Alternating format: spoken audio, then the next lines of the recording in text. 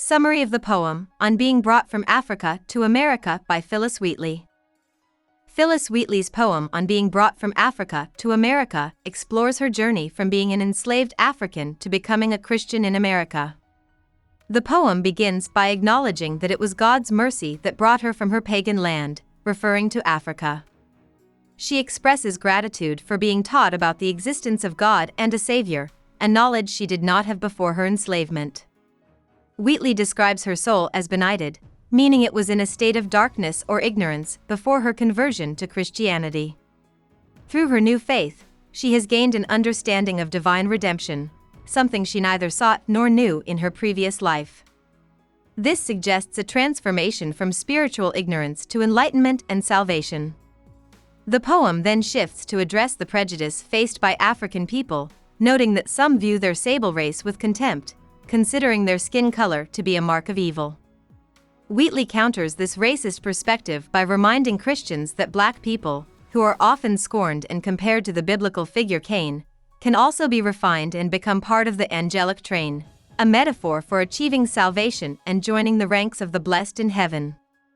Overall, the poem is a powerful statement on the universality of redemption and the equality of all souls in the eyes of God. Wheatley uses her personal experience to challenge racial prejudices and to affirm the spiritual potential of African people. She emphasizes that despite the scorn and discrimination they face, black people are equally capable of attaining spiritual enlightenment and salvation. Line-by-line explanation of the poem, On Being Brought from Africa to America by Phillis Wheatley. Line 1. 'Twas mercy brought me from my pagan land. Explanation. This line expresses Wheatley's belief that her relocation from Africa to America was an act of divine mercy. She attributes her journey and conversion to Christianity to God's grace. The term pagan land refers to her homeland in Africa, where she practiced indigenous religions before her conversion. Line 2. Taught my benighted soul to understand. Explanation. Here, Wheatley reflects on how her soul, previously in a state of darkness or ignorance, benighted, was enlightened through her exposure to Christian teachings. This education allowed her to gain new spiritual understanding and insights that she did not have before. Line 3. That there's a God, that there's a Savior too.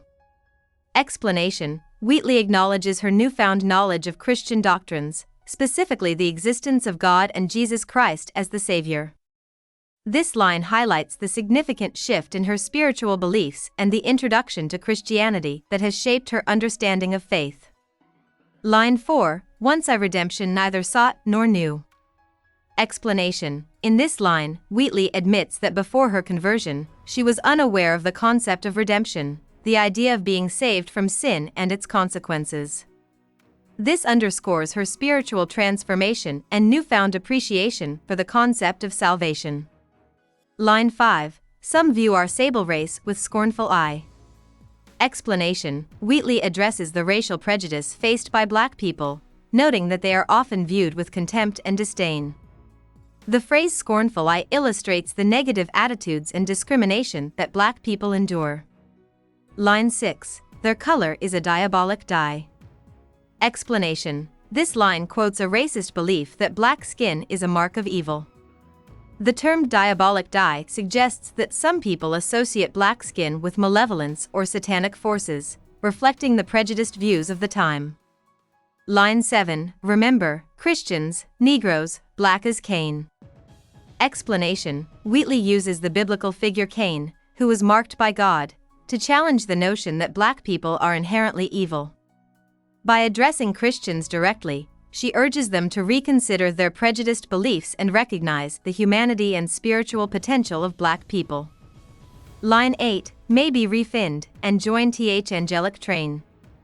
Explanation. In the final line, Wheatley asserts that black people have the potential for spiritual purification and can attain salvation. The angelic train symbolizes the community of the saved in heaven, suggesting that black individuals can achieve the same spiritual status and join the blessed in the afterlife.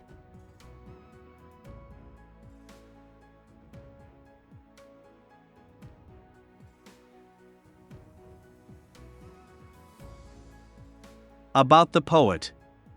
Phillis Wheatley was born in 1753 in West Africa. At the age of 8, she was captured and sold into slavery, eventually brought to America, where she was purchased by the Wheatley family in Boston. Despite her status as an enslaved person, Wheatley showed remarkable intellectual abilities. The Wheatleys provided her with an education unusual for the time, allowing her to study classical literature, languages, and theology. By the age of 14, she began writing poetry. In 1773, Wheatley became the first African American woman to publish a book of poetry, poems on various subjects, religious and moral, which garnered international acclaim and support from notable figures such as George Washington and Voltaire. Her work often addressed themes of freedom, religion, and racial equality. Wheatley's poetry not only showcased her literary talent but also challenged prevailing stereotypes about race and intelligence. She passed away in 1784 at the age of 31. Hope we summarized it fully and you liked it. Please hit the like button and subscribe to our channel so that we are motivated to create more videos.